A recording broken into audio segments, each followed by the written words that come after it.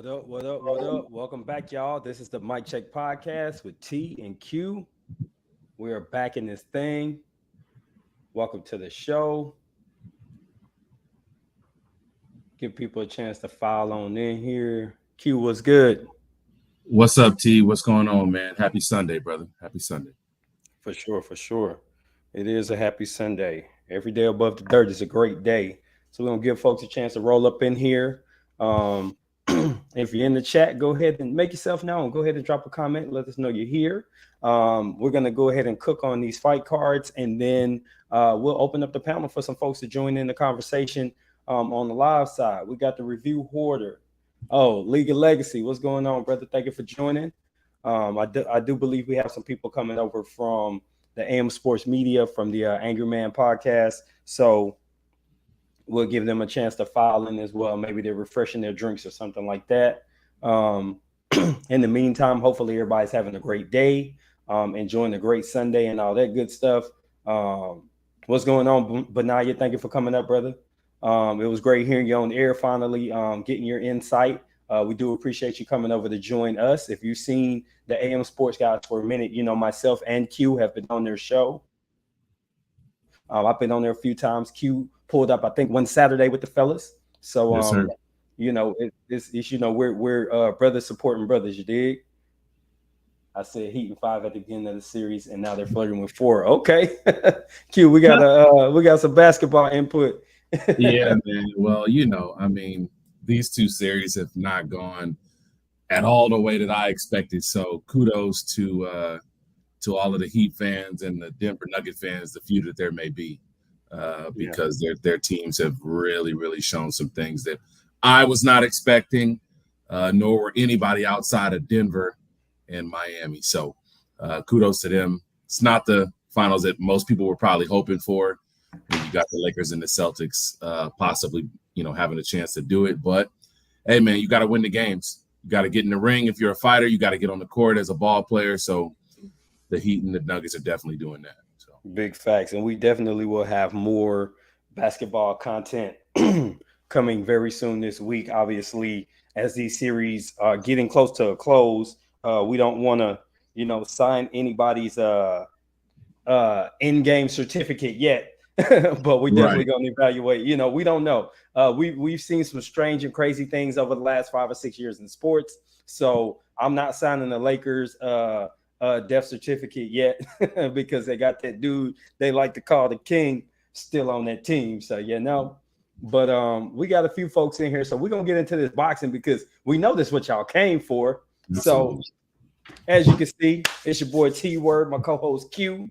Happy Sunday to y'all. Thanks for tapping in again. Like I said, feel free to comment if it's something outside of boxing. Put it up there in the chat anyway. If we've got time on the back end, we'll definitely cover some more stuff if Q has the time and I have the time. But otherwise, we want to talk about these cards. And if you guys don't know, we don't just follow what comes on ESPN and Showtime. We actually cover the international scene as well. And a lot of what we talk about in some of these videos is what's happening on DAZN.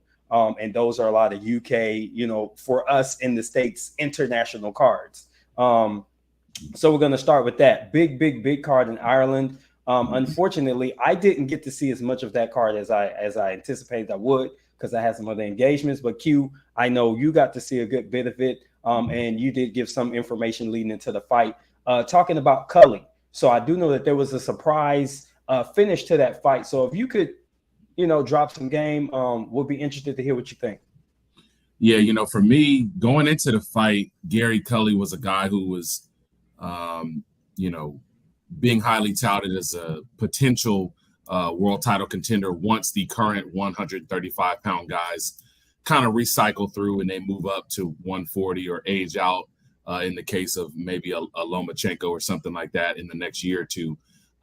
You're talking about a guy that's 6'2". He's got a quick jab. He's got decent feet and decent power as well.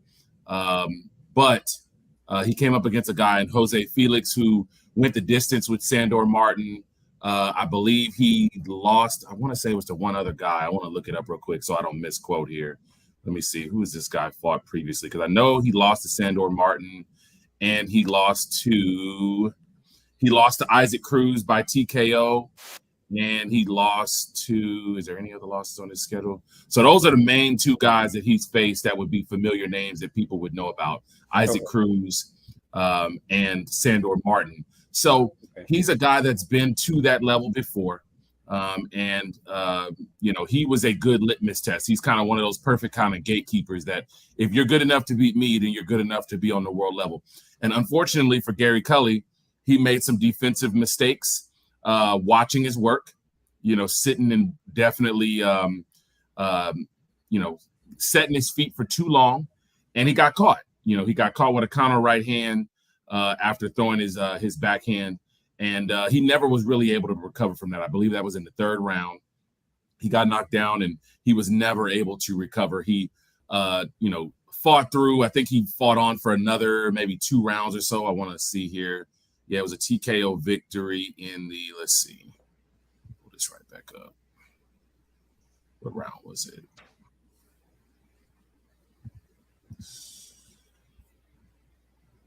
TKO victory. Dang, don't even tell me the round on here. I'm not sure. Oh, round 3, excuse me. So he got hurt in round 2. He fought through the rest of that round, and then he ended up being stopped by his corner and the ref. The corner threw the towel in. And while this isn't the end of the world, what I think that this will heed to is that he probably was moved a little too quickly up the ranks. Obviously, he was not prepared for this level at this point in time. And he'll have to go back to the drawing board. I mean, he goes down to 16-1. It's his first professional loss. But he's not a young guy. He's 27, so he still has a chance to kind of get another run at it before it's essentially his career will be over. And he could be hitting the prime. If you think of somebody like Yordenis Ugas, who suffered 3 early losses and then was able to rally. And Ugas is like 34 now, so he was able to hit championship status after he hit 30. So and Cully has he has a fresh look to him. To me, he doesn't look battered for 27. So I think that, like you said, this isn't the end. The game plan just needs to make sense for where he's at skill wise, and maybe just pump the brakes a little bit, moving him. But I think the opportunities will still present themselves. It's just making that leap from I guess UK show level to that true international level might take a couple more steps for him. Absolutely. And Eddie Hearn kind of alluded to it a little bit in his post-fight interviews that he thinks that maybe Gary Cully needs to consider moving up to 140. As a guy that's 6'2", the fight wasn't even at a full 135. I believe the fight was made at a catch weight of like 137. And he was really, really tight making that weight, which goes to show me that he probably has now essentially outgrown the weight class and probably needs to go to 140.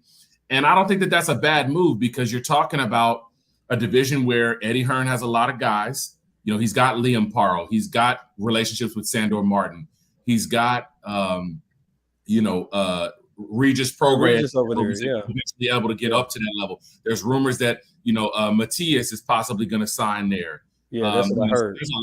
There's a lot of guys at 140 that recently have joined the Matchroom stable. So if he wants a chance at a world title, there's very good chances that he can take another shot at it. It's just going to probably take another year or two, get about maybe 3 to maybe 5 more wins under his belt, and then come back to the world level scene, because he was ranked number 32. The guy he was fighting was ranked at 27. So, he's fighting somebody in and around the level that he's at. He just was not able to put it together. And it was really just that one mistake. He was boxing beautifully until then. But one mistake can kind of end things for a lot of fighters, and it unfortunately did so for Gary Cully. Yeah, and I feel like, when you had mentioned him when we were talking about the preview, the mental picture of him wasn't registering when you mentioned him in our preview video. But then when I saw him in the ring, I'm like, okay, I've seen him fight before, because I believe he fought like 3 or 4 months ago. He's pretty active.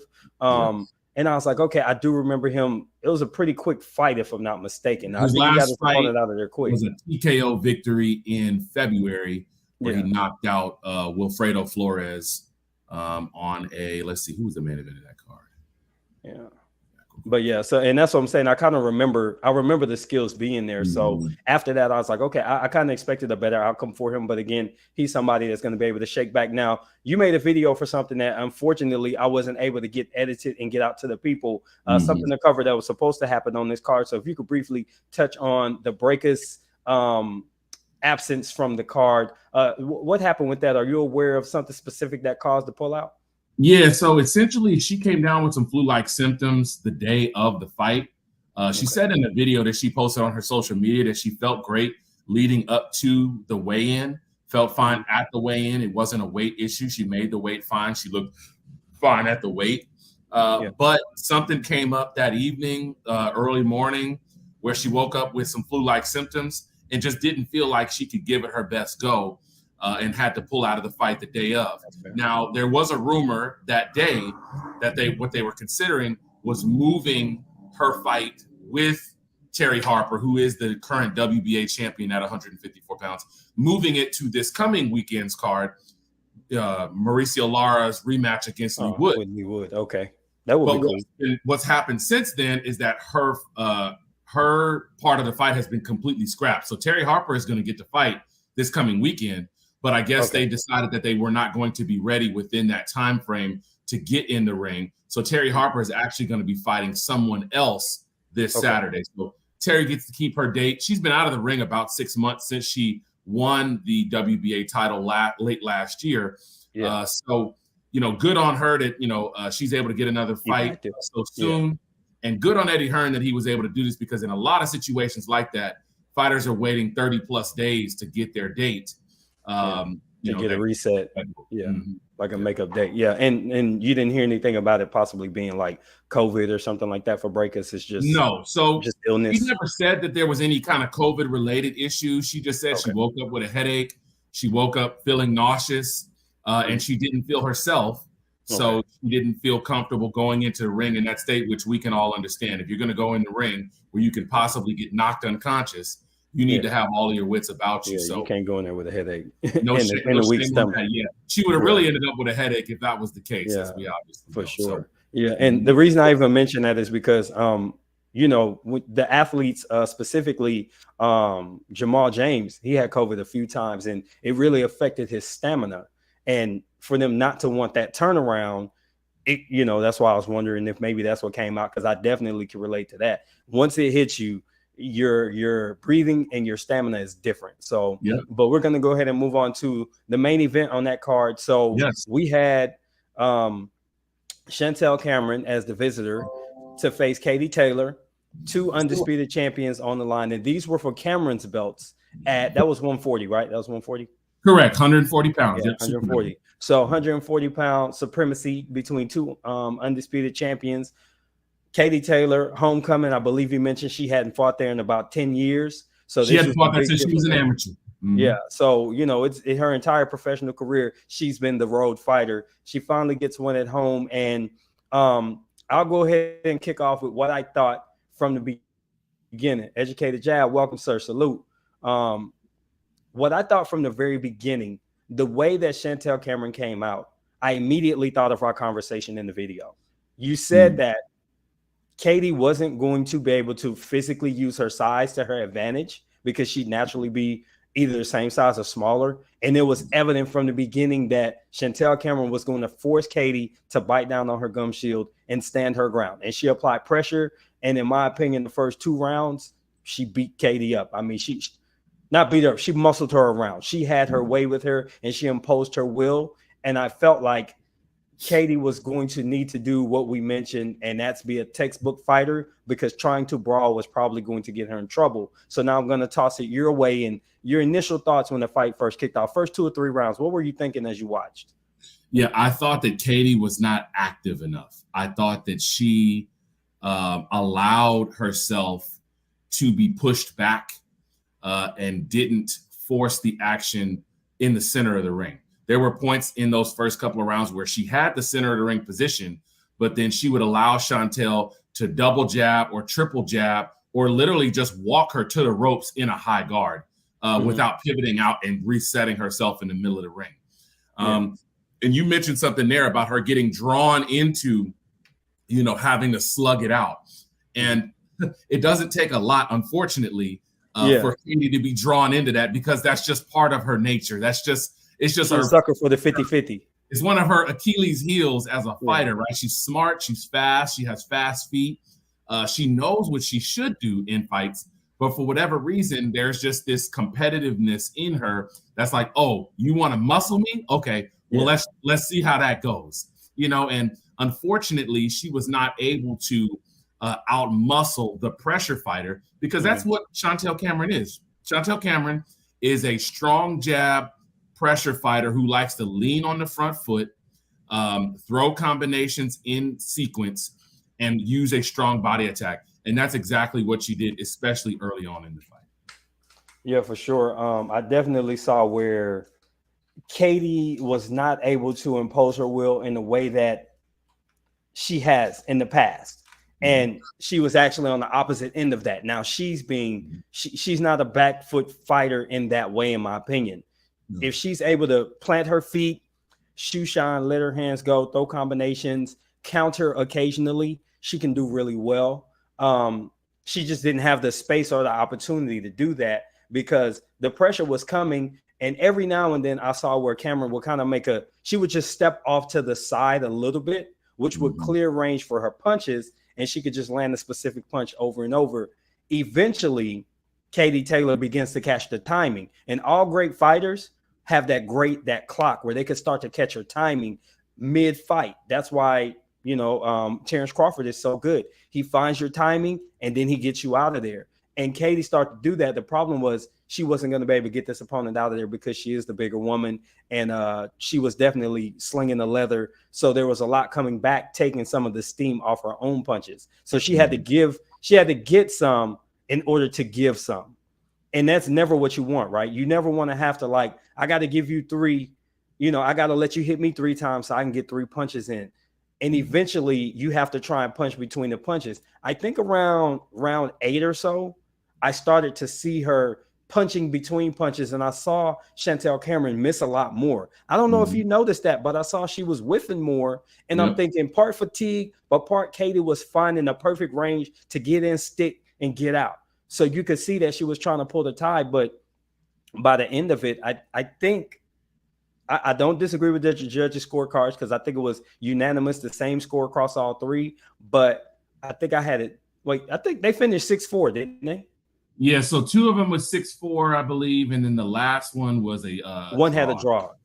One had a draw. That's right. So I'm not mad at that. She's at home.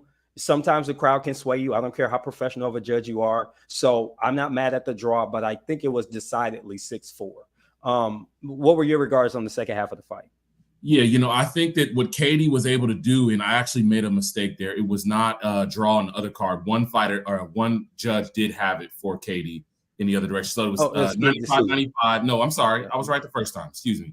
95-95, 96-94, and 96-94, both for Cameron. So majority decision with a draw in there as well. So my thoughts on the second half of the fight were something that you mentioned at the very end of your analysis there, was that she was able to get her punches off and get out of the way, move out of the way. That's something that she was not doing early on.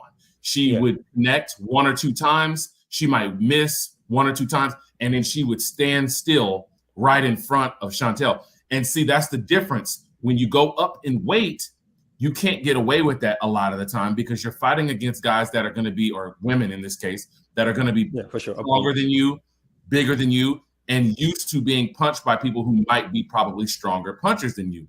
She's able to get away with that at 135 pounds because typically she's fighting against somebody like in size or like in power. While the height was not a big difference, the clear advantage was in the weight disparity. You could clearly see that Chantel's not a small woman. She has big legs, she has large shoulders, and she carries 140 pounds at her weight, her weigh-ins well, because she's able to rehydrate probably to, I would guess, somewhere around 155. I would assume she's probably somewhere in that range when she fights. Ultimately, I think that Katie got started too slow, and she was not getting out of the way. And you could hear her corner saying it. Her coach Ross was saying it over and over again. Katie, you connect, you got to get out of there. You got to move. You got to slip. You got to get around. You can't stand in the corner after you connect, admiring your work, so to speak. And she did a little bit too much of that, and she paid for it. The other thing I thought is that she wasn't able to ever time Chantel's stiff jab by slipping it. it was either that she was parrying it or she was blocking it, but she was never able to slip it. And that's what everything that Chantel was working off of. Very rarely were either of these two fighters doing any kind of combination that didn't start with a jab. And that just comes down to a little bit of a lack of variety from both. I thought that's something else that Katie could have done as well, is to throw some hooks to start, throw the backhand to start her combinations instead of starting in the same sequence, because obviously that becomes repetitive. Yeah, anything repetitive can be timed for sure, and that's usually the downfall of a fighter. I like what you mentioned there about her corner, giving her those instructions, because right before they did the corner view, I was thinking like, man, every time she gives something, she's right there to be hit. And then her corner's like, stop standing there, like stop watching after you hit her and get out the way. And I thought that was really spot on instructions. And it just seemed like at that point, though, the legs were gone, because I have seen Katie get a little tired towards the end of some fights that have been pretty brutal where she's in the slugfest. And this is with a bigger puncher. So that's going to drain your energy even more. Then you're at home, and the emotions and the energy and the, everything that the momentum of it all starts to crash down on you when you know that you're possibly not performing to the standard you've set for yourself and that the people have expected of you in this particular moment. I'm gonna be honest with you. If I'm going home, I'm doing a homecoming fight like I would pick a homecoming football team. Who 0-5 right now? We want them on the schedule. Who didn't win no games last year? That's who we want for homecoming. I'm not going homecoming against an undisputed champion. And Katie ain't no punk, so credit to her. And I want us to all cheer on fighters that are brave enough to do these type of things, because it's going to encourage them to do more. I wish things like this happened a little earlier, because I don't know where she goes from here. And maybe we could close out that and venture into that. What do you think is next for Katie? She's 35. She's done so much. She's had that homecoming fight. What do you think about what's next for her? I mean, a Serrano rematch and then retire is what I would say. And maybe she could focus on other aspects of life. What would you lay out for Katie if you were on her team? I think it really comes down to ultimately what she wants to do. Does she want to have a parade of an ending to her career by, going out on a good positive note, defending those 135 titles, and ending her career as a winning, reigning champion? Then I think that they do another fight in Ireland against a lesser tiered opponent, not the elite of the elite, but not a bad opponent, because Katie's not built like that. Katie's never been the type of fighter, a good fighter, that's going to want to take, the easiest road possible. Obviously, to what she did in this fight. This was her first opportunity to fight in front of her hometown fans. And not only is she going to fight another girl in the pound for pound top 5, but she's going to fight her at her weight and have to move up to do it.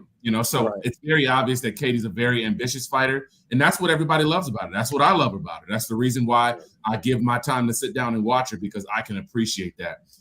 So there's that option, to do what she could have done this past weekend, which was have her swan song fight at home, maybe get the Croke Park Stadium fight that they were trying to do for her, because they weren't able to get it done for Serrano because of her injury, as well as the fact that the stadium was actually unavailable this weekend. They had some kind of a rugby event that's a pretty big deal in Ireland going on this weekend there. So they can either do that, or if she wants to, she can take the rematch. And I think if they do the rematch, I think that it would only be fair if one or two things happens, either if it's at 135, because that's something that Chantel has mentioned, that she would be interested in going down to 135 to try to win some more belts and become a 2-weight undisputed champion. Or if they're not able to agree to that, maybe have the fight at 140, but give Chantel home field advantage by having the fight closer to her hometown in England. Those are probably the two most likely scenarios. Amanda Serrano is not going to happen because she's fighting in August on Jake Paul's undercard here in Dallas. So there's not going to be enough time for them to do that, because Katie's probably going to want to get back in the ring sometime late summer. And the other possibility, which you and I have talked about, would have been an Alicia Baumgartner fight, but Alicia wants to go ahead and erase her one single loss. Fight that they announced on that card, and I'm sure we'll get into that as that fight gets closer. But she's going to be rematching Christina Lenardatu in July. I believe it's July 15th. So she's probably not going to be available for late summer either. So those are probably the two options. But I will say this for people. Everybody that wants to go ahead and write her off, they just need to kind of pump the brakes because not everybody's Chantel Cameron. And even women that are bigger than her that don't have the style that she has are people that she can cope with. So while Chantel was able to make her look a little bit more pedestrian than she probably is with everybody else, there's a lot of girls that she can still beat at this point in her career. I think she can go on for another year or two if she really wants to. Yeah, I agree. I think I'm big on if you have an opportunity to kind of settle it on your own and not let the game push you out. That's why I would say 1 or 2 more fights by the end of 24. And I like the sequence you had.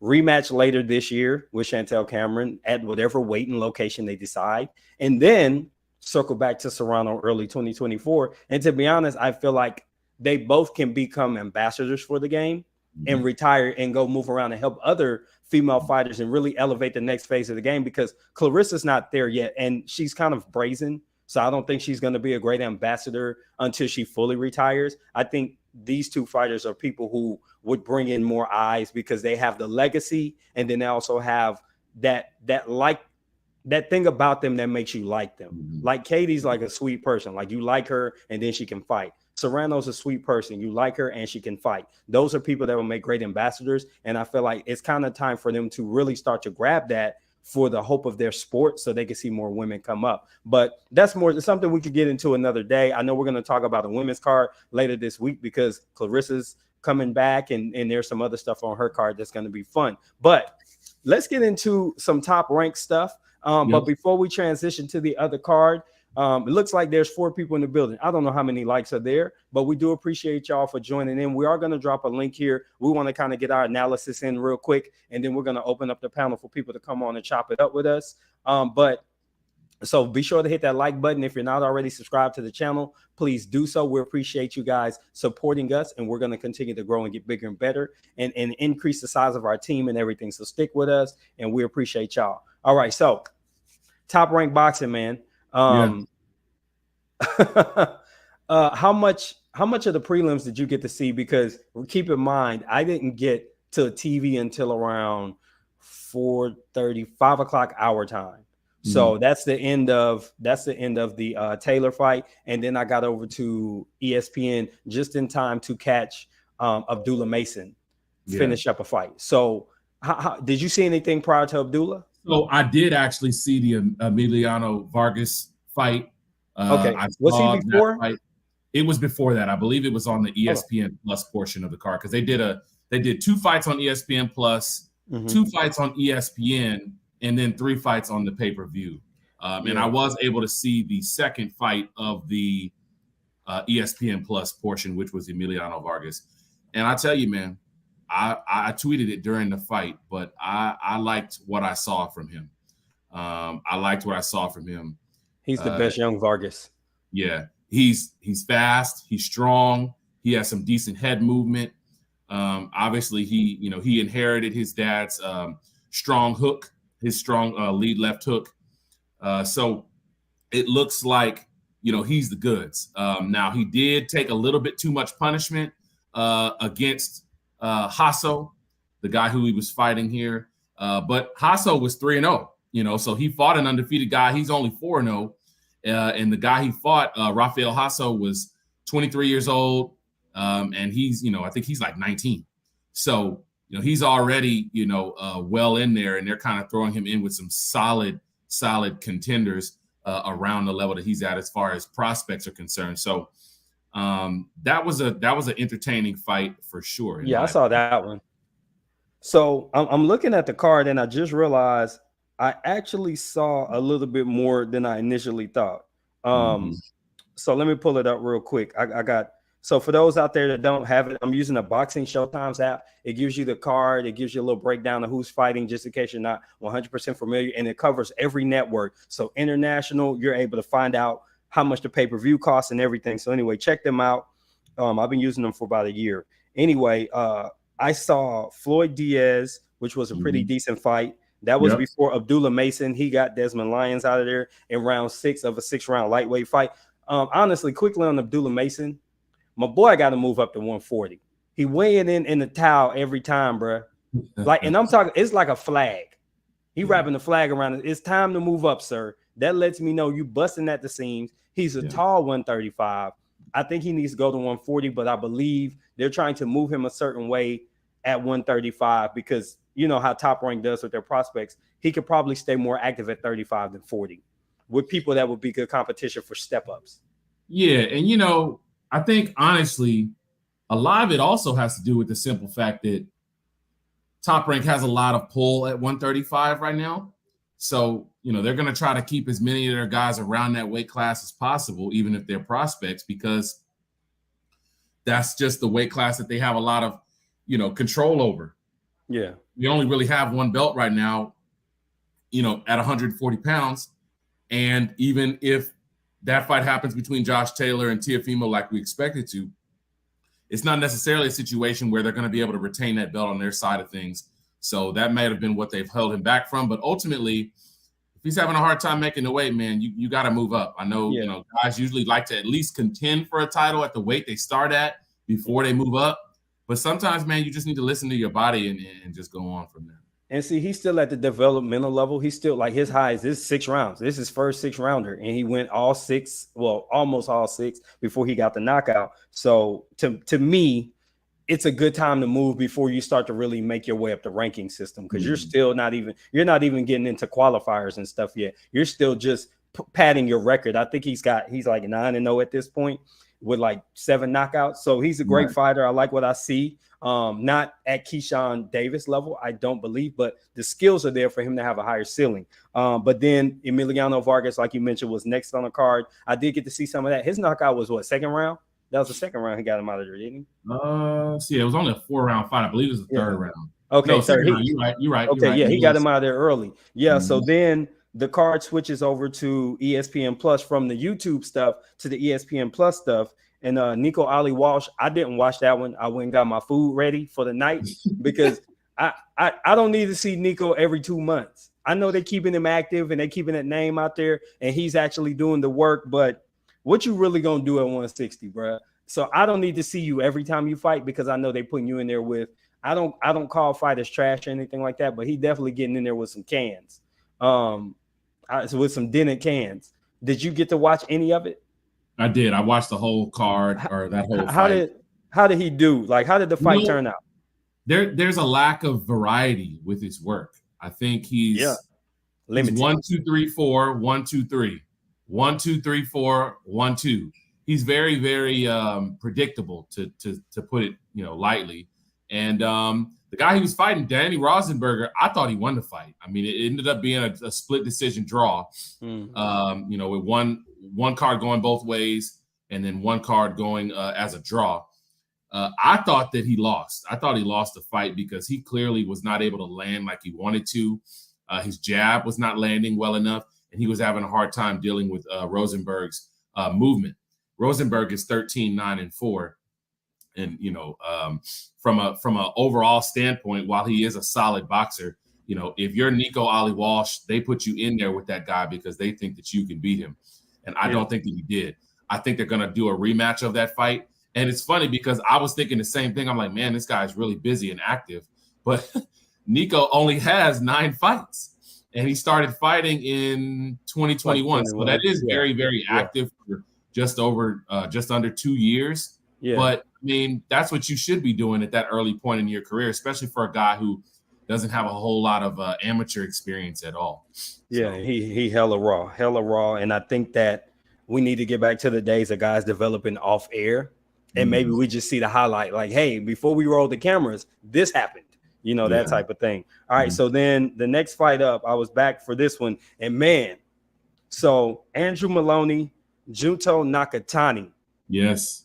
Bruh, this was a fight. Yeah. So let's talk about the fight first, and then I want to talk about Nakatani after. Okay. So I thought that Maloney was a very game opponent. Like I thought early on, this looked very 50-50 for the first few rounds of the fight. And then I started to see that Nakatani caught the timing and it was over from there. It was just a matter of time. And this was a 12-rounder because I believe this was an eliminator. No, this was for the title.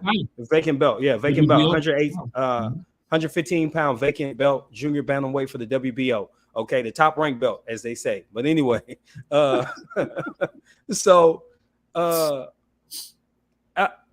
I just felt like there came a point in the fight where Nakatani just turned it up a notch and Maloney couldn't match it. He remained active. He would follow sometimes behind the high guard. He would do a lot of forward shifts, but he wouldn't bring anything with it. You ever seen a fighter get behind a high guard, put the earmuffs on and shift forward, but then they just stand there and wait for the opponent to punch, and then they counter punch? Sometimes the counter punch didn't even come, or when it did, he would just freeze. You know what I'm saying? Like, it wouldn't be a good punch. And Nakatani was just landing that backhand on a regular basis. That left just kept finding a home. Sometimes it was the uppercut. Sometimes it was like a swivel hook. I just saw a lot of variety to his game until eventually it was almost like a no-look hook. Like, he could have thrown it with his eyes closed and it still would have hit that overhand left that ended the fight. But I don't want to get ahead of myself. I want you to be able to tell us what you thought of the fight overall. Kind of take us through your thought process.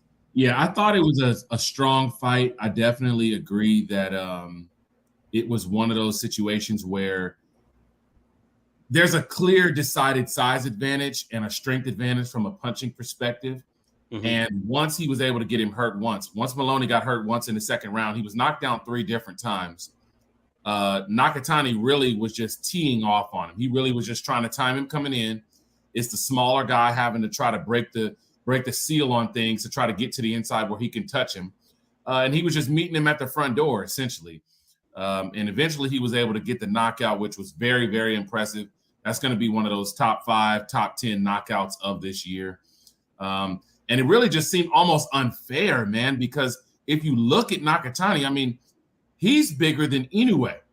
And Inoue is 3 divisions above him, 2 divisions above him. Nakatani's like 5'11", right? He's huge for 115. Yeah.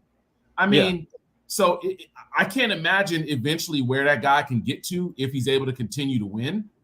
But if I had to guess, I mean, I could see him up at 130 at some point. Yeah. I could see him up at 130 because, man, I mean, he's got the speed, he's got the length, he's got the southpaw jab. And it seems like he's well schooled, and it seems like he gets some quality sparring because he wasn't fazed by Maloney's pressure in that fight. So I was very impressed by him. Absolutely. I tend to agree with you 100%. And I thought the same thing when I was watching, and I'm like, man, that dude's tall, he's rangy, he big for the weight, but not big. He doesn't look like he's busting either. It looks like he's comfortably making the weight, which is really important when you're a bigger fighter. Naturally, you want to be able to comfortably compete in the weight class that you're in. So I was just really impressed with the way that he put the smack down, and then that knockout, man, that KO, that KO was, it was set up with the early work. Like you said, the second round knockdown. I think he caught him again in the 11th. He put him down, or was that the 10th? The other knockdown where his foot kind of froze. It was second, the 11th, and the 12th round. He knocked him out in the final 20 seconds of the fight. Yeah. Like, all he had to do was kind of like get on the bike, and he'd have been good. But he stood there in a dogfight. The ref broke him, and they immediately came together. And Nakatani really just landed the perfect shot, and it was a wrap right there. So my guy King Kunta is joining us, friend of the show. He's been doing a lot of behind the scenes work, and I'm getting him ready to come on here and join us for the conversation. Q, you've probably seen him on. This is Cool K from Twitter, so you've had some conversations with him. But anyway, for sure. What's going on with you, K? We got you, bro. Yes, sir. So we're getting to the main card, and I know that you were at Dave and Buster's for it, so I know you didn't get a lot of audio, but you got to see the main card, right? Yeah, so I got to see a nice bits and pieces of it. When I got there, the Maloney and Nakatani fight. Actually, it's funny that you brought that one up. It was at like round 2 by that time. The thing about that sucks for me was the fact that it was just like I was like we was waiting for our seat, and we had a 40-minute wait. So every time we went to go sit down somewhere, some motherfucker had to make us get back up because it was their spot. You know what I mean? So I'm like, yeah. So only seeing bits and pieces of that Nakatani fight. But Q, what you said, I'm like, this dude is a giant, man. Like I really thought, I'm like, this dude is large. And so when I seen how big he was, immediately I thought, all right, he fighting Jason Maloney. He has to. You know what I'm saying? Like this can't be. And I'm like, well, I thought Jason Maloney just fought. So I didn't, you did last weekend. Yeah. So I'm like, yo, at 118 for a vacant belt. Yeah, so I'm like, it's no way. You know what I'm saying? But from watching, I'm like, yeah, this guy is a fucking giant. So I agree. He could be, a 22 guy or a 26 guy. He should be fighting Ray Vargas. We're thinking 30.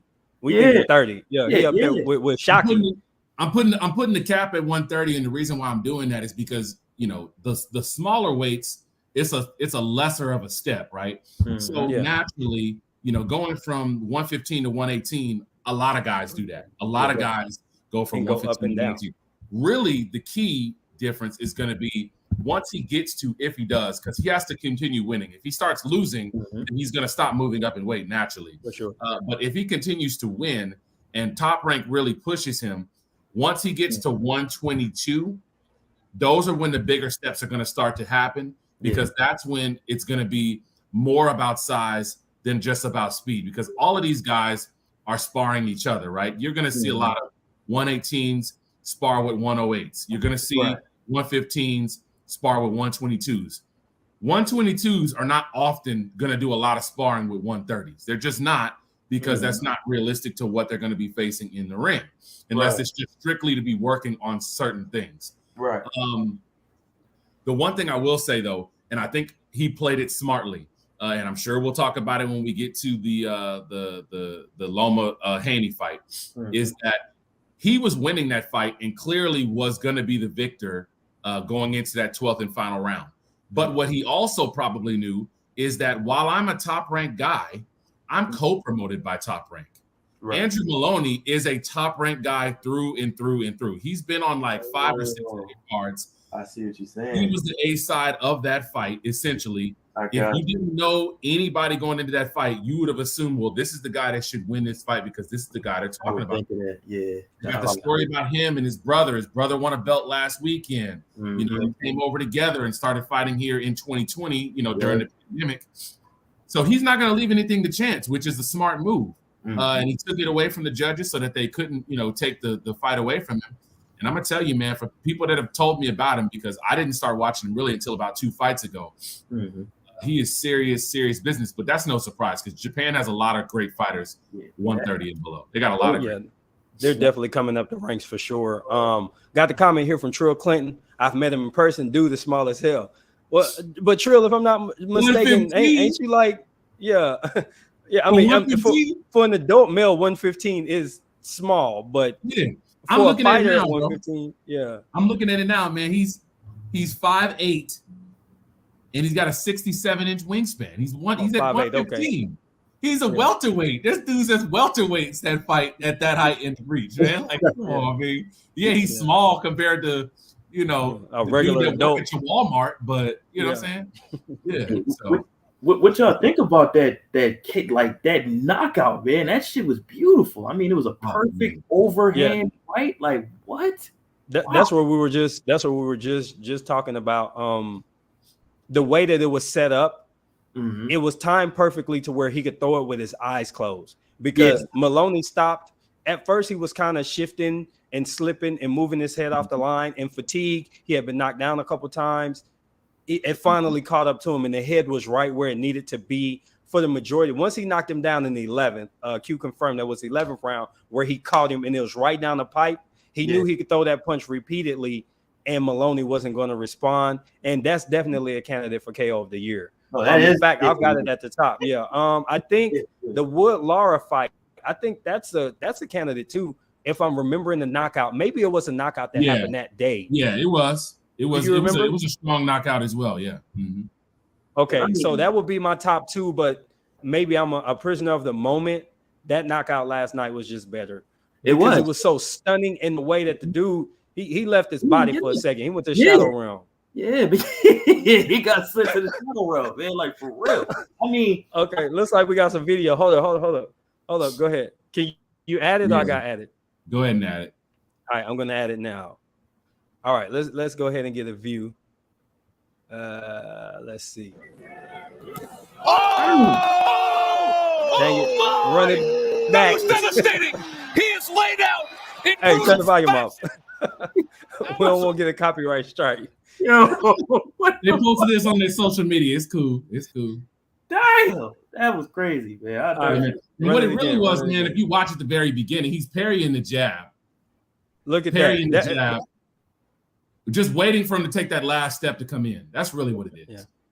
Bam. And as soon as So that happens, good night. he was using that right. He was using that lead hand to Mhm. find range a Yes, he lot was. down the second half of the fight. And he would touch, bow with the haymaker. And that's what put him down. Let me see it one more time, man. Then we're going to move forward to the next fight on the card. You had to see this one to believe it, man. That was- He's okay, so I could get my laugh in. He's okay, so I'm gonna laugh. But right. Yeah, listen, Man. Wood, what up? Listen, that Wood Laura joint, I don't got shit on that, man. Yeah. Like, wow. So that feels like Tank versus Leo. yeah, Yes. yes, it does. Mhm. Yes, it does. When people say stopped him, that's what you think of when somebody say, "Oh, he stopped him," not knocked him out, stopped him, Yeah. because everything That was- just That was the same thing to me that Lee Wood did to Mick Conlon last year. When Mick Conlon was asleep before he fell out of the ring, that's yeah. the same kind of deal. The only difference is that you couldn't see Mick's body on the canvas because he literally fell out of the ring. Out the ring. Yeah. Like Hit literally that fell power out the down ring. button. Yeah. So, impressive. And honestly, I really look forward to what they're going to do with him next because he's at 115. You're talking about, let me see here. You got Let me see the Bam. rest of the rankings. Because I apologize, everybody, but I get it mixed up. 115. No, Bam is at 118. Bam's at 115. Is he now? Yeah. Let me see. Hold on. And because I think Bam was going back down to 12 or something. He should be at 15 right now. Yeah, super flyweight. So Bam went down to, well, no, let's see. Hold on. Juan Francisco Estrada, number one. Roman Gonzalez, Kazuta Aoka. Yeah, I think Bam must be in a different division. He must be at 112. Yeah, I think he was at 15 and went down, but Yeah. he's been, Yeah. I think he bounced back and forth. But, I don't think Bam want no parts of that if he do go back to 115 because Bam has shown some serious issues since he beat Sarung Fasai. Bam better stay away from that. He better stay away from Come on, that.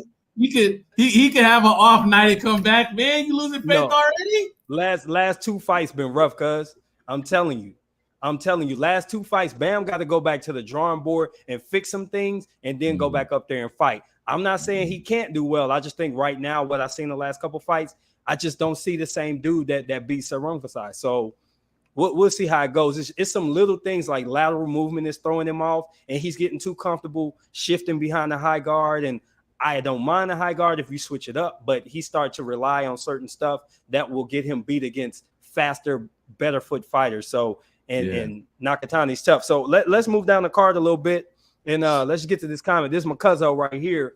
What up, fam? Loving this content. Great job. Thank you, cuz. Thank you, cuz. MBK Logistics. He hauling across the country. You heard me? All right. So I didn't get to see much of this one because I had to go and pick up some dinner for the kids. But Jeremiah Nakathila and Raymond Murtaya, did either of you guys get to see that one? And Q, I'll throw it to you. I know you said you saw the whole thing. So if you tell us a little bit, and King Kunta, we'll let you chime in too as well.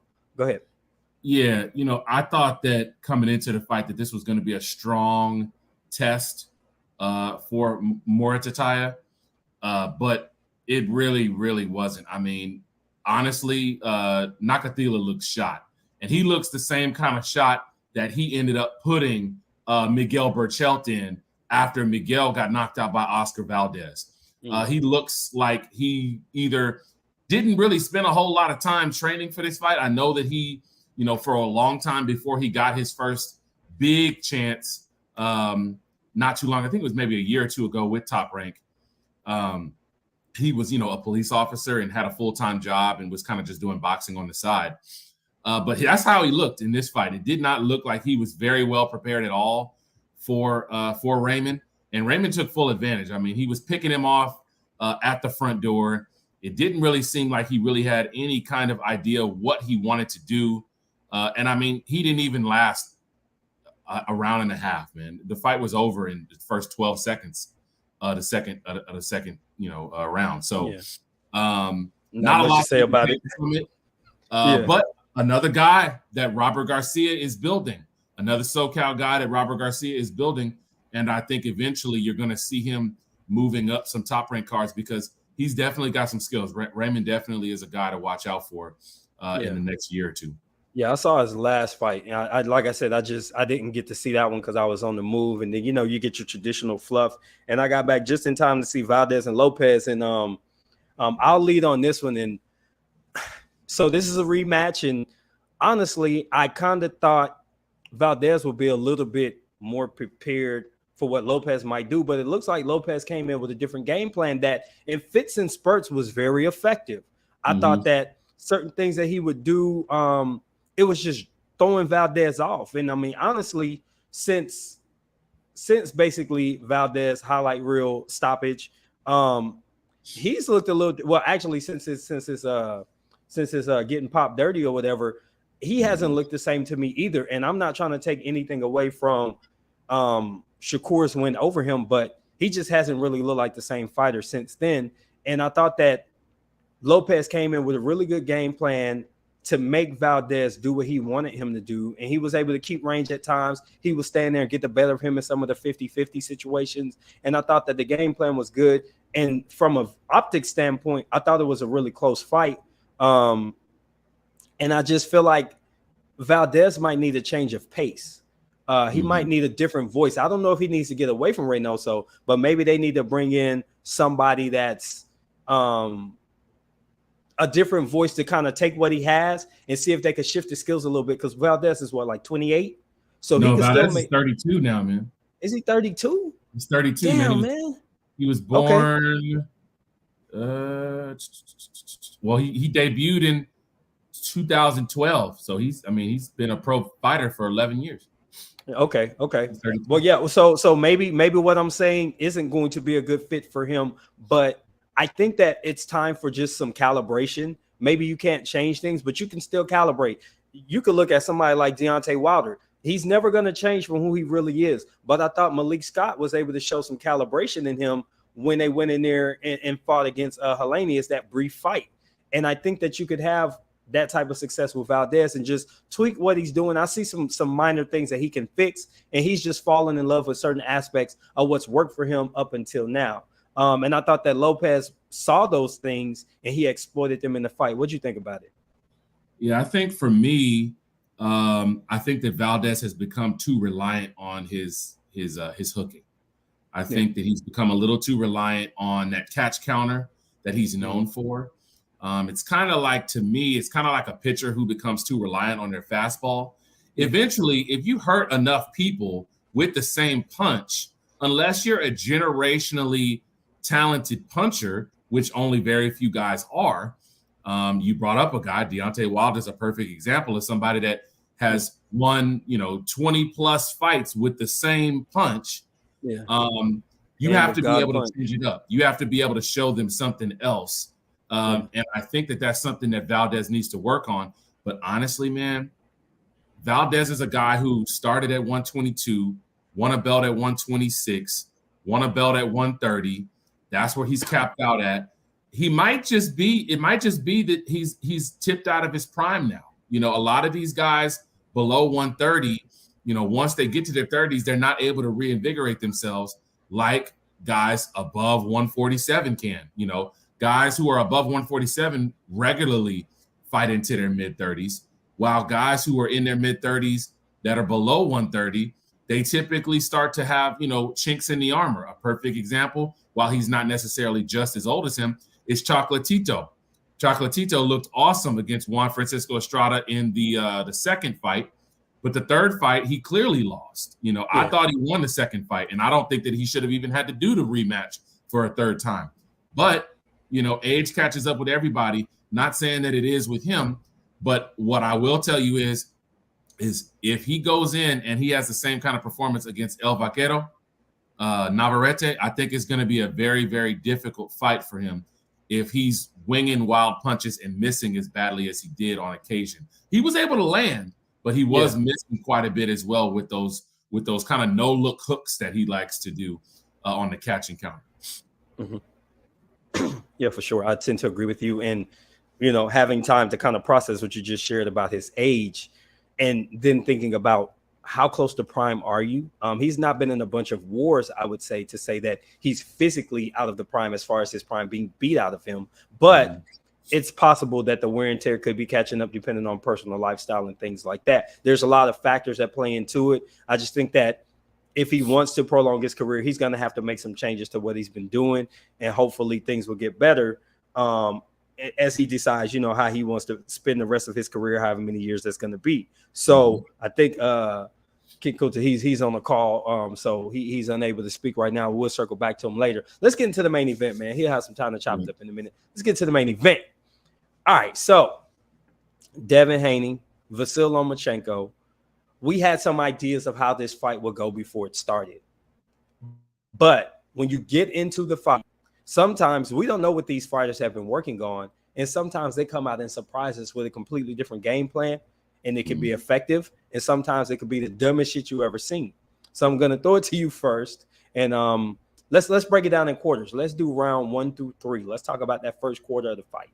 Round 1 through 3. And what did you think about those first 3 rounds? What were your thoughts? Yeah, for me, I had it 2-1. I thought Which way? won the second round. I thought that Devin Haney was up 2-1 after 3. Okay. I thought he clearly took the first round because he was able to get the jab off quicker. He seemed to have a little bit more authority in the center of the ring at that moment. And so I think for me, that's what I thought. I thought he was up 2-1. And I thought he started at that point to use some strong body work, which I'm sure we're going to get into even more so later in our conversation. But I think he started it from the beginning. And Devin has been known at times to be a little bit of a slow starter, to not really start off fast. But I think him meeting Loma with aggressiveness at the beginning of the fight is something that started to really give him a strong advantage early on, because I thought that he was boxing beautifully for about that first 5 or 6 rounds for sure. Okay, for sure. And I basically had it 2-1 Haney, but I gave Haney 1 and 2, and I thought Loma decidedly won round 3. I thought it was really clear because I think he found some things that were effective in round 2, but he didn't really initiate them much because there wasn't much time left in the round. And then in round 3, he actually put them into action. But we still both saw a really competitive fight to start off. 2-1 is super competitive. I thought in the first round, the fact that Devin seemed to be a little bit aggressive and it felt like he was walking Loma down the first 2 rounds, that was a little surprise to me. And maybe that's why I scored both those rounds in his favor as well, because I didn't expect Devin to do that. But he actually did. And I was like, okay, I see the game plan. And like you said, he began the mission of depositing to the body. Now, I want to say this, and then we'll come back to it later. Sometimes when you deposit to the body, you're not going to stop a fighter. It's a scoring blow, but it's also effective in making them have something to think about. So it might not be something that you use to set them up for a knockout later. Sometimes it just makes them have to account. If I have 5 people on the court, it's harder for you to defend than if we just play one-on-one. So, and that's kind of the whole thing. If I've got 5 tools, you can't defend all 5 all the time, and you have to be thinking consistently instead of punching, and now I have a chance to do some work on you. I thought that was the most effective part of what that start of offense to the body was. So now let's go ahead and get into rounds 4 through 6. I'll go first this time, and I gave it 4 and 5 to Devin and 6 to Loma. And in my head, I'm thinking, it seems like they're going 2 for 1. You can't win that way, Loma. You got to win another round. But what happened is it felt like they reset to the beginning, except now Devin wasn't jabbing as much. He was using some shifts, and he was stepping into range, and he was getting like a couple 2-punch combinations in, 1 to the chest, 1 to the body, 1 to the chest, 1 to the body, maybe a hook, then come downstairs with the uppercut to the rib. I thought that it was just enough to make Loma reset, something I found was going to be really important to the fight. And then in the 6th round, Loma figured that game plan out. And then, he initiated some different type of offense.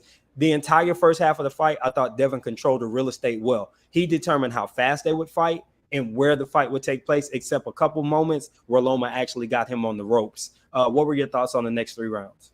Yeah, I think the next 3 rounds were a little bit more of the same. I did not necessarily like the fact that Devin was not sticking to a jab.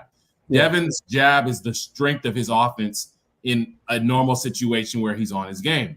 But the first couple of rounds, he wasn't really jabbing. He was sticking to, that check left hook, and he was sticking to that, that backhand to the body, or hooking the left hand to the body. But I thought eventually he would get to the jab. But for whatever reason, and maybe it's because he didn't want Loma slipping his jab to get inside off of one missed punch, but he really was not jabbing with the authority that I was hoping for. But that doesn't mean I didn't think that he was winning most of those rounds. I agree with you. And to this point, I think we're in lockstep. I had Loma winning rounds 2 and round 6. I gave every other round to Devin, but I think that round 6 was loud. So it probably was giving a disparaging illustration to some people that were watching the fight, because I thought that it was a dominant round for Loma. Agreed. But the rounds that Devin won, I don't think he dominated them, but he did clearly win them, in my opinion. So at that point, I like point, the distinction you made. Yeah, that was clear cut to me, was that Devin was winning rounds at that point in the fight, but he wasn't winning them by a wide margin. But that's not boxing. Boxing isn't scored based on who wins the most rounds by the most points. It's ultimately about round by round scoring if it goes to the cards. And at that point, I had Devin up 4-2. Yeah, and I agree. At the halfway point, I had it 4-2 Devin. And again, like I said, I felt like it was kind of give 2, take 1 for Loma, and I thought that was a strategy that was going to hurt. Now, this is where we get into where I had a lot more swing rounds, and honestly, I feel like we're saying rounds 2 and 3 were swing rounds because we both saw the same fight and we had different ideas. So there were different elements that we both observed. So at this point, we've got at least 2 swing rounds, right? Is that fair? Yep. Okay. Yeah. So and now we're starting to get into why people's scorecards begin to vary. So let's get into round 7, 8, 9. I scored all 3 for Devin because to me, they were all kind of 50-50. But here's what I thought was really important. And I don't have a big analysis on this because it's just too much to say. But I thought that he was still able to set the tempo of the fight. He wouldn't let Loma turn up in the second half like Loma normally does. And then he controlled the location of the fight. And to me, that made the biggest difference. And that's why I gave him those 3 rounds. How did you score those next 3, Q? Yeah, for me, I believe that was the first time I started seeing the tide fade. So this is where we kind of start to split, I think, on what we were seeing. I saw that Loma won, in my opinion, round 7 and round 8. I thought that Loma won round 6. And so I guess at that point, 9 and 10. Yeah. So at that point, 7 and 8 to me were rounds that I gave to Loma because he was starting to cleanly land the jab. That's something that was really starting to concern me, was that Devin was not answering at times when Loma would land a strong jab. Now, Loma was not following the jab up with anything else, which is probably what a lot of people were saying. Well, he's landing once, but then they're in a clinch, or there's a lot of missing, or there's a lot of swinging behind the head. So that kind of muddied the waters, so to speak, and made it a little bit more difficult to judge the fight. But I did nick those rounds towards Loma because I thought that in those 2 rounds, he had the more clearly telling shots. While I thought Devin was able to get some good shots at the end of exchanges, there was even a great illustration of it in one of the replays. I can't remember after which round, but there was an illustration of Loma throws 4 or 5 punches. He only lands 1 or 2, but then Devin at the end of the exchange throws 2 more that land at the very end. And sometimes those are punches that don't get noticed by fans, or they don't get noticed by judges because they're not the most telling punches in the exchange. Agreed. And this is the point in the fight where I believe Loma figured out Devin's head was going to be there for that backhand. Devin's head was on the stick for the rest of the fight.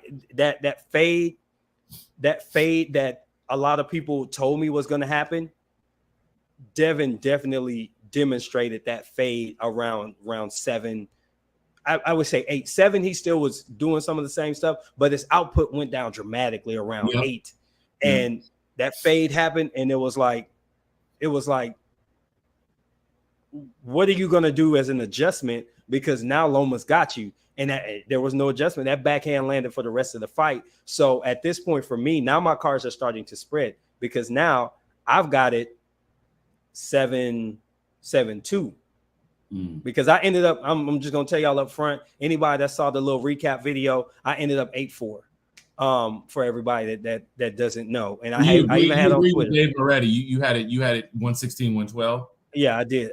But I also prefaced that with, I understand that I gave swing rounds to Devin because I felt that I had a good reason. He controlled the location, aka the real estate, and he also controlled the tempo. They never turned it up the way Loma likes to do. And I felt like that showed me ring generalship. And then there was significant scoring blows from Devin throughout the fight that I thought showed that he had some variety to his offense. That being said, I'm 7-2 at this point going into the last fourth of the fight. Now, rounds 10 through 12, I'm going to throw it to you first, and you tell me how you saw those go. Yeah. And what score are you at? What score are you at going into the 10? So after round 8, it would have been. You had it even? I had it 4-all. Yeah, I had it 4-all because I had Devin winning 4 of the first 6, and then Loma winning the next 2 rounds, round 7 and 8. So it was 4-all after 8. Now, round 10 for me was the most clear and dominant round of the fight. That was the round that I thought Devin might take a knee. Devin got hit with a good body shot on the inside, and it looked like he was on the ropes and kind of like ducked under, and I almost thought he was going to take a knee at that moment because Loma was starting to lay it on, after having success for those previous 2 rounds that we just mentioned. But he didn't, and he was able to survive that. And then ultimately for me, I thought that Devin had the more telling and clear shots the last 2 rounds. I know that Loma threw a lot of punches in 11 and 12, but I had Devin taking the fight in the last 2 rounds. That's what did it for me. Okay. Ultimately, I ended up at a score of 115, 113, and I would have been completely happy with a 116, 111, or what? No, 112, 116, 112. Excuse me. Yeah. Which is what I landed at. Yeah. Which is what you ended up at, being a 8-4 time to deal. So 115, 113, I mean, it was 7-5. That's what I had it at. I could see how people might have thought it was the other way around because I can understand how aggressiveness can kind of sway people, especially at the end of the fight. But I thought that Devin was landing cleaner in the last 2 rounds. And that's what tipped it in his favor for me. So again, and we part a little further there, and we get into. I gave Loma 10 and 11 decidedly. I thought they were very clear Loma rounds. So now I'm at 7-4, and then Devin he just did enough. He was competitive enough. He did enough. His defense was back. I felt like whatever damage Loma had done in 10 and 11, Devin kind of wiped it away, and he finished strong in 12. So maybe some of that fading was just him trying to reserve because he felt like he had a comfortable lead, and one judge thought he did. I also thought he did, and he kind of coasted those 2 rounds. But Loma also took some of that from him. But anyway, that final round I gave to Devin, which I thought was really cool because I to stand his ground and make a fight and control real estate. And that's always big to me. Ring generalship is the number one thing. Are you in control of the fight, or are you simply taking what's given to you? Having control of the fight tells me that you have a game plan and you're executing your plan. If you're just taking what's given, often you're just being reactive. And at some point, just being the most talented fighter isn't enough. Your strategy has to meet your talent. And I thought that that's what happened for Devin. He had a good game plan. Not a great, but a good game plan. It was effective. He could have just stuck to the jab and made it a little bit easier night. So he didn't tend to him like I predicted. I say he was going to wash Loma. Right. He didn't, but I thought that Loma showed more in the tank than I gave him credit for. So I can on air admit that I was wrong about what I thought Loma had left. But at the end of the day, I said what I said, and Devin was pretty close to doing that. I just thought he just didn't have the gas to do it. So at the end of this fight, I thought that we got a real treat in boxing let's talk about quickly the swing rounds that I thought, because these are some of the rounds that you and I scored differently. So we're talking 2 and 3, we're talking 7, I think 8, and then 11. Yeah. So 2 and 3, 7, 8, 11. That's 5 swing rounds. So think about that. If you swing 2 either way, you suddenly have 7-5 the other way. Exactly. You change. So 7-5 Haney, 7-5 Loma, 6-6. Those are fair cards. 8-4 might seem lopsided, but when I tell people, listen, that's just one extra round. That's one swing round I gave to Devin that you gave to Loma. What's the difference? We both, nobody is saying 10-2, 11-1. So what do you think? Do you think that that's what it is with these people saying robbery? Yeah, I mean, to me, what it is people focusing on the one referee who agreed with you, 116, 112, and not focusing on the bottom line, which was the fight was close. There were a lot of swing rounds, like you mentioned. There was a lot of busyness from Loma that people can misconstrue as being effective at times, which he was. He did land a few times clean, but there were also times where Tim Bradley, and I love Tim Bradley. I think he's an awesome analyst, but I think that he called it wrong a few times. There were a couple of times during replays where he's talking and complimenting what Loma is doing, and then Haney counters him right at the end of the replay, and he doesn't say anything about it. I'm like, he's looking right at the replay, like, what's going on here? So my honest feeling after the fight was over was it was 7-5 to Haney, in my opinion, but I thought they were going to give it to Loma 7-5 because he's the house fighter, because he's the guy they hope to get the belts. So I was actually very surprised and impressed that that didn't sway anything, because clearly the crowd was a pro-Loma crowd. Pro-Loma crowd. Clearly pro-Loma. The promoters, the fans, the broadcasters, broadcast team to a certain extent. Now, Andre, interestingly, Andre, not to a surprise because he has a good relationship with Devin, he was pointing at a lot of the things that Devin was doing, but I feel like he almost just got drowned out. There were long stints of time where he's not saying anything. And I'm like, okay, if Tim is going to be on Loma's side, Andre, I'm going to you gotta balance it. Balance the scales here. But maybe that was part of the broadcast agreement. I don't know. You know how things go, man. For sure. If the Bob wouldn't let it go the other way. Yeah, if the money is on the belt staying on their side of things and they get to do more title fights and maybe they get paid more for title fights than they do for regular old defenses. Yeah. Maybe it's a situation where they're told, hey, you guys are going to have to start highlighting more of what this guy is doing. You never know. When your check is cut by Top Rank, everything is possible. So I just think that it was a close fight. I would not have been mad or surprised if it went to Loma 7-5 or if it was a draw. I would have been fine with that. But two of the judges saw it exactly the way that I saw it. Not necessarily the same rounds, but saw it scorecard the same way I did. 115, 113, and I think that's fair. That's not robbery. That was super fair. I thought the judges got it right. And one more thing I want to address, and then we'll open up where some more people can join if they want. We can just talk. We'll get to this video too. The video response from Shakur. Oh, for sure. Yeah, we definitely got to cover that before we open up the panel. But one last thing I want to say on that is when people hear unanimous decision, I think the word unanimous makes people think like a win is bigger. Dominant. Yeah, like it's saying that this person blew him out. No, it just means that 3 people agreed. That's literally what unanimous decision is.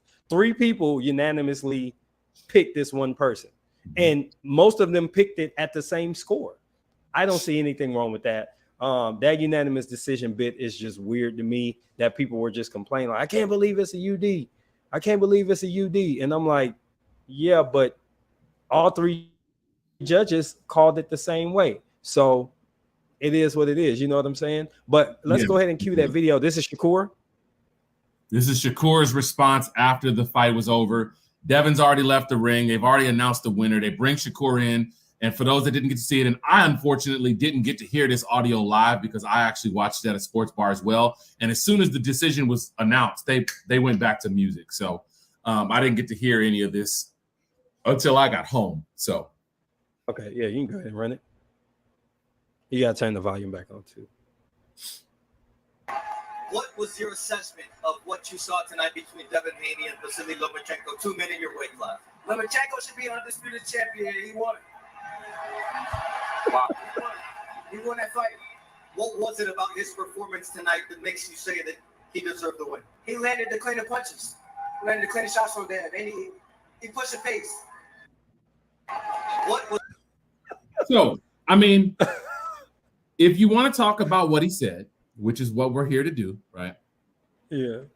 He didn't lie about anything, right? If we had to say whose punches landed cleaner that happened to have more effect on the other guy, I agree. I would say that Loma, in certain instances, had more what we call like highlight punches, right? Like punches that make highlight tape, right? Okay. He landed more of those jarring punches or that punches left. that make your hair, you know what I'm saying? Yeah, that kind of snap your head back. response out of the guy. He landed more of those, but that's not boxing.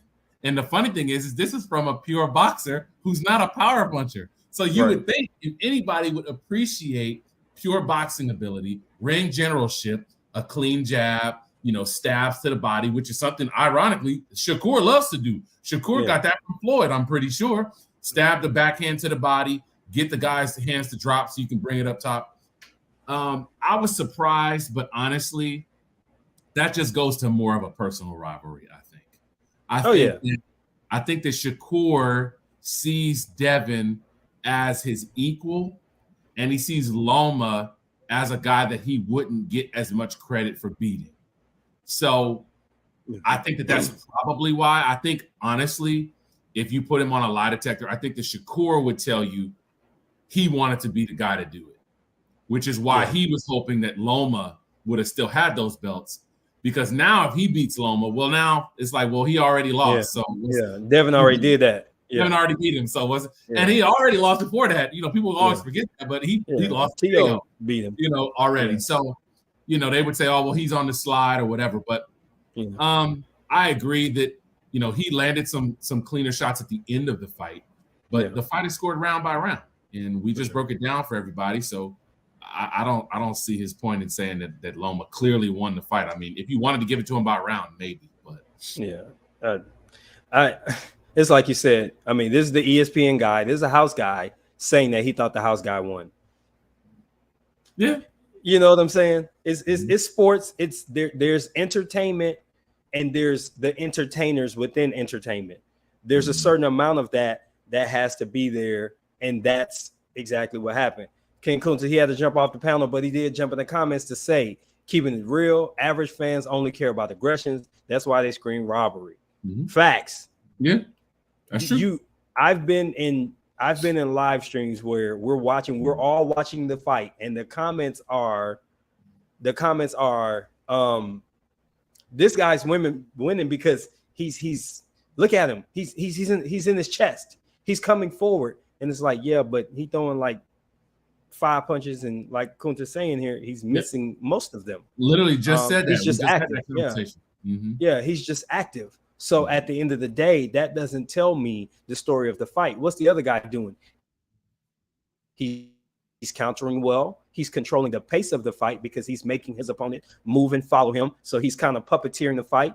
A lot of that kind of stuff happens. So to me, I just think that I would love to get a scoring series going, and I've mentioned this before, to get people to score fights with me, because I want to get into the psyche of people that look for different things, because there's what you like, and then there's what's actual scoring in boxing. Right. And most of the time, that's why people's vision of a fight don't align with what the actual judges pick. Those judges are trained to look for 4 criteria, which include clean and effective punching, defense, ring generalship, and there's a 4th criteria that is just escaping my mind, but I review it occasionally.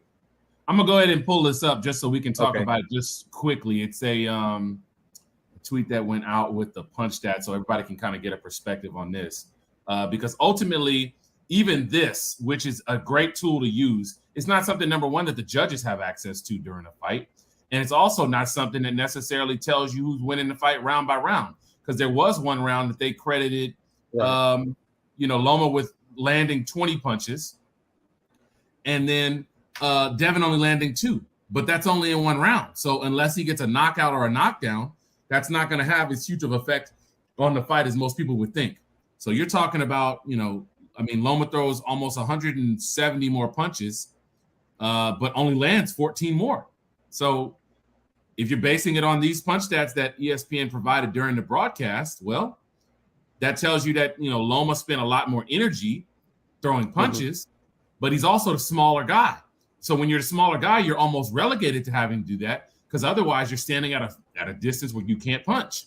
Right. So, and I mean, if you look at let's see, neither guy really landed any clean jabs. I know I said jabs earlier. I meant to say backhand, straight backhand is what I meant to say. Loma straight back Which left. would be under power punch stats, right? Right, would be under power punches. But if you're looking at, jabs landed, they both were around the same. But if you look, the clear difference to me was the body punching. I mean, he lands 5 times as many body punches Haney does. And I think that really just put Loma in situations where he had to constantly reset. It wasn't hurting him necessarily. It wasn't something that was going to end up slowing down his pace, so to speak. But it did make him have to reset. And I think that was a smart game plan from them, to do that, because that's not something that's normally a part of his repertoire when you talk about Devin Haney. Absolutely. That is the truth. Basically, Devin figured out he was going to need to do something different in the jab, and Loma maybe tipped his hand by mentioning that the jab wasn't going to do it. And Devin said, okay, no problem. I'll do something else and beat you. And he did just that. Credit to his team. He's got the Judas over there holding this back up. I'm going to go ahead and drop this link, and we'll give it about 10 minutes, guys, for anybody that wants to kind of tap in. We'll just kind of cover some other things in and around boxing. So you got that rematch coming up this coming weekend, or did you have something else on actually yesterday's stuff? Or yeah, just on this fight, I just wanted to get your thoughts on what you think that Haney will do. Not necessarily what you'd like him to do, but what do you think that Haney why will you do? do me? Why you got to front me out like that? Hey, man. What I would like him to do versus what I think he'll do. What I think he'll do is figure out something over there on Top Rank. And really? That's what I think is actually going to happen.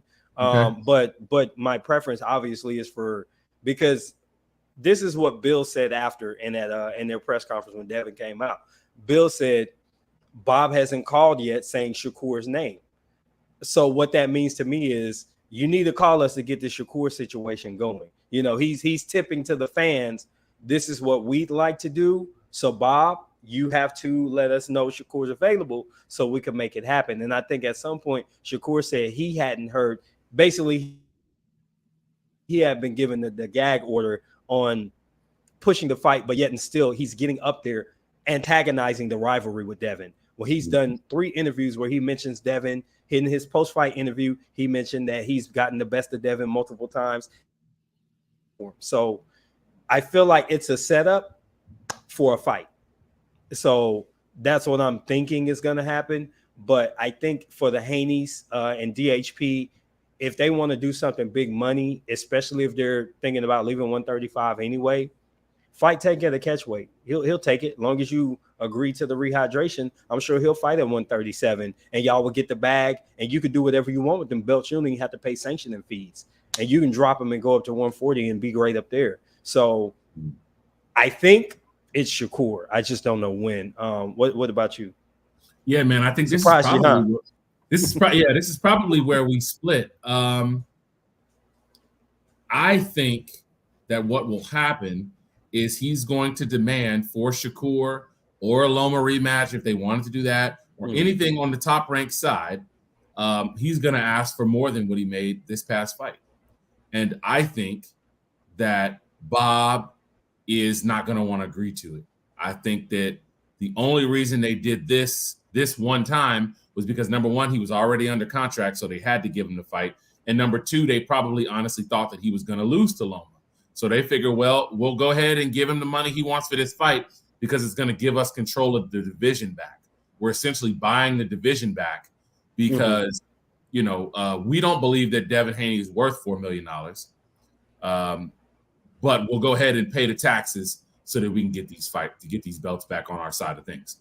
Yeah. If I'm Devin, I'm going to guess that probably what he does is he asks for, 5, maybe 6. They don't want to give it to him. and he drops the belts and say, well, y'all can just collect them from wherever you want to get them from. Yeah. And I think that he moves Go up. try to get them from Tank. Go try to get them from whoever you want to get them from. Yeah. Because the WBA is probably going to go to Tank or Frank Martin. The WBC is probably going to go to Shakur. The WBO is probably going to give Loma one more chance to win a title back at 135 unless he goes down to 130.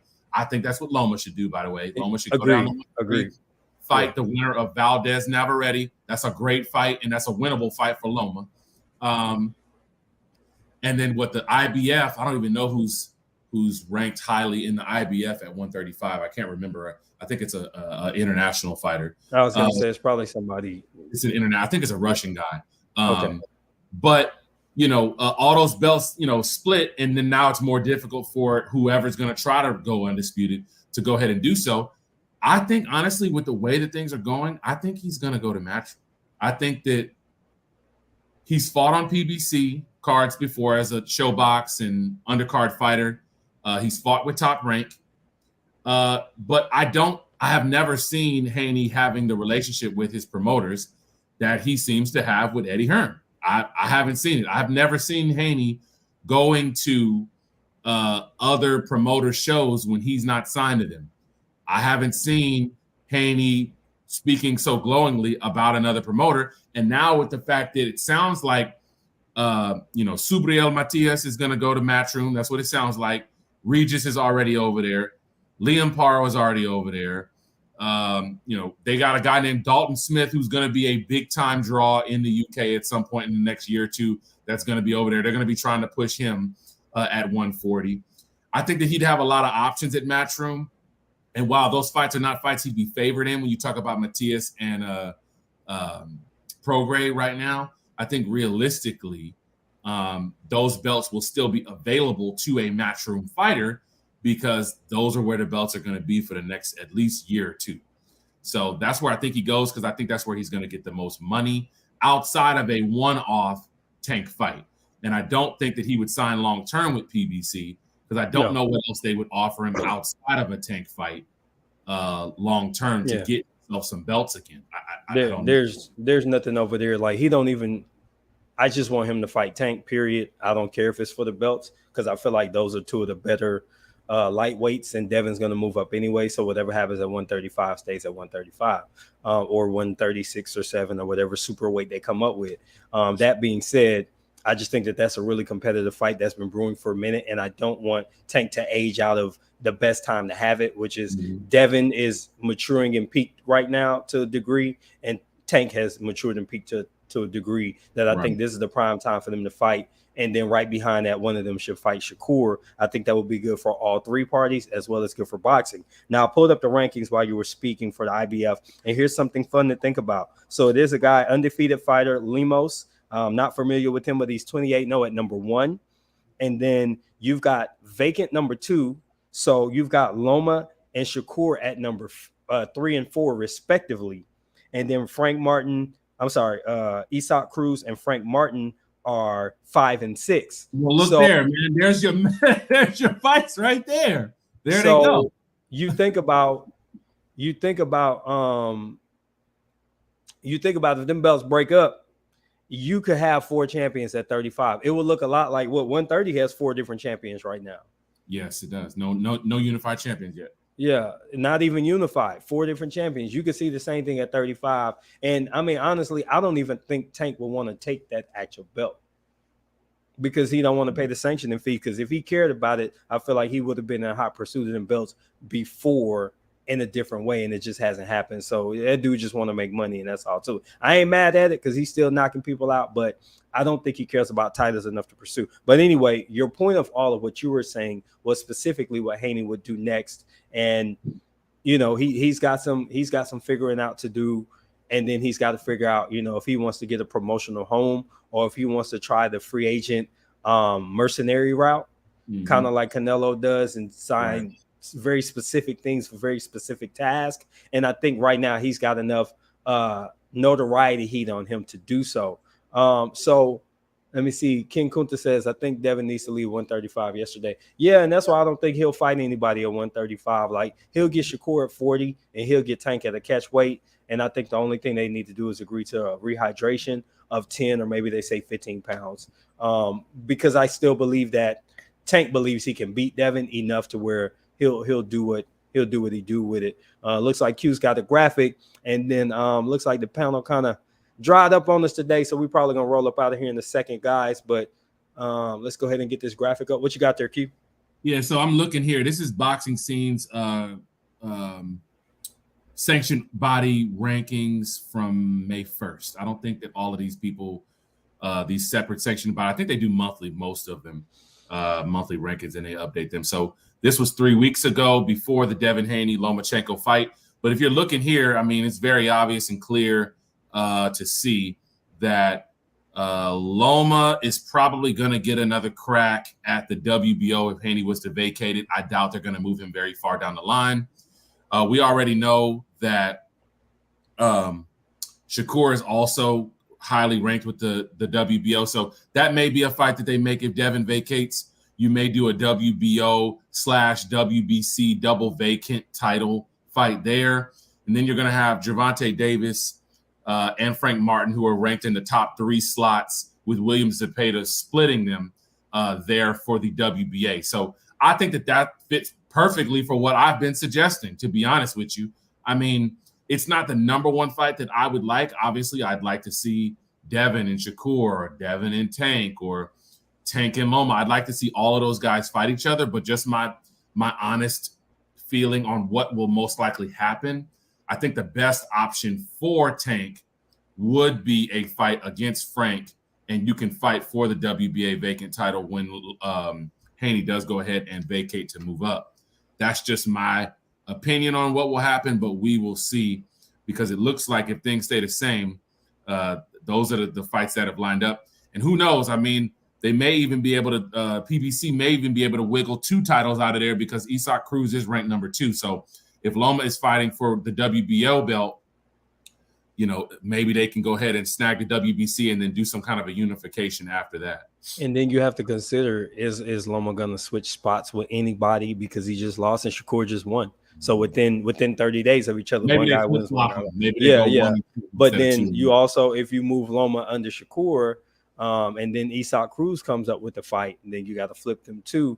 And now that looks a little different for Top Rank, and then it favors PBC, because now you've got Frank Martin in position, Isaac in position, etc., Gervonta in position, and so on. So it's going to be an interesting time at lightweight, depending on what Devin Haney does going forward. But for us, I think the biggest thing is we've got plenty of fights to talk about that are going to be coming up, obviously, over the next couple of weeks. I want to get to these last couple comments, and then I'm going to roll up out of here. I'm sure Q's got some stuff he want to do. So King Kunta says the way he is dehydrating just isn't going to cut it for a fight with Tank or Shakur. Facts. Go after 40 champs. You're already major market 35, and you'll be called one of the best there. Yes, so true boxing heads feel like that.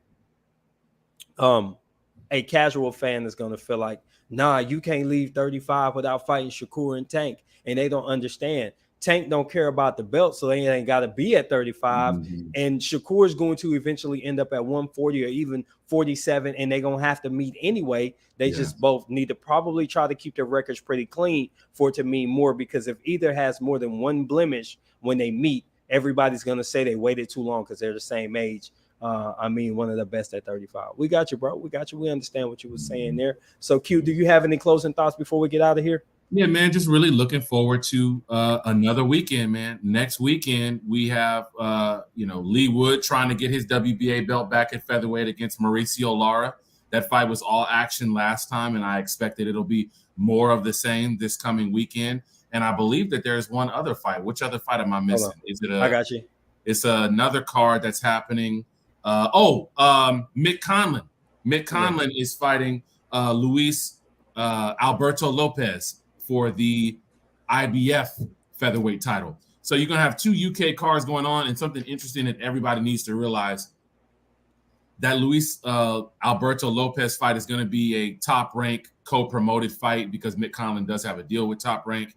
That fight's going to be on ESPN Plus, and the main card is going to start an hour earlier than normal so that Wood Lara doesn't conflict with it, because both fights are happening in the UK. They have a handshake deal between them that they're going to go ahead and have staggered times to start with so that people can see that fight. So I believe Mick Conlan is scheduled for 9 p.m. local British time, and then Mauricio Lara's fight is going to be 10 p.m. Local time. And something else. So for us, that's going to be. So you said the Conlan fight is first. So 12-1.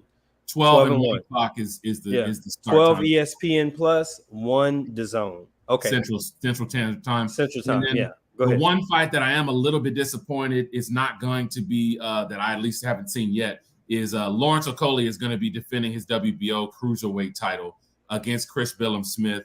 That's a strong card with an interesting backstory. If anybody that knows Lawrence Okolie, he used to train under Shane McGuigan. Shane McGuigan's number 2 cruiserweight is actually Chris Billum-Smith. So Lawrence is going to have his hands full because he's not only going to be fighting a guy that he's done a lot of sparring with, he's going to be fighting that guy who's trained by his old trainer. And it's going to be in that guy's hometown. So it will be an interesting fight to see, but it doesn't sound like right now that there's a U.S. broadcaster. So I assume it'll either end up on a Fight TV or maybe a Pro Box TV last minute, because there has not been anything announced formally. Yeah, because let me see. Boxer, what's the other one? Sky Sports. Yeah. Boxing and Sky Sports is the only tagging I see on it right now. Remember, guys, we got that Boxing Showtimes app out there. They're not sponsoring us yet, but they should, because I tell y'all about it all the time. But I know exactly what time the cards are starting. They give you the full cards. If there's any adjustments, they're pretty good about updating, and their app is getting better. And there's actually a premium version that'll tell you where the bars are if you want to go and watch the fights and things like that. So it's a really good, useful app. It's right there in your pocket. Check it out. Next Saturday night, we're going to see Alexis Rocha and Anthony Young. Yep, that's another fight too. I forgot that's about going to be on the zone. That's going to be 8 p.m. Central Time. This is in Fantasy Springs Casino in California. So this card's starting at 8 o'clock, so an hour earlier than we've been seeing some of these other fights. So that's good for us because that's really early for the West Coast people. That's the 6 o'clock main card time. They've got Oscar Duarte, D'Angelo Keys on there, Scrappy Ramirez. I don't know if anybody's been watching, but Scrappy's a pretty fun fighter. There's a few TBAs, so I'm not going to go into those. But, yeah, that's going to be next weekend. So you've got 2 early cards starting at noon and then 1. So noon on ESPN Plus, 1 on DAZN. And then when that card's over, DAZN is going to roll into Rocha versus Young at 8 p.m. Central. So if you ain't got nothing to do, man, pop on in. It's Memorial Day weekend. Maybe you got the grill going, smoking some brisket or something, drinking a cold one, but definitely join us. One of these weeks when we can make the times happen, we're going to do a live fight party. We're probably not going to pick one of the bigger fights because that's just too busy of a night, but maybe one of these DAZN cards or ESPN Plus cards. We'll go ahead and do that for you guys and have you come into the chat, and we'll do a fight party and break some of this stuff down live. So anything else for the folks, Q? Nah, man, appreciate everybody for subscribing, everybody that tuned in, gave some feedback. We really appreciate all of that. Make sure that y'all share this, hit the like button, hit the subscribe button, and hit that follow button. You see our taglines right there below in the background. Please make sure you do that. Hit us with your suggestions on new topics and some stuff that maybe we didn't notice or things that we haven't been going over as much. We look forward to hearing from you, and thank you, everybody. For sure. We got the WNBA request, so we're going to try to figure that thing out. But this has been T. That's Q. Until the next time, we out. Run my theme music.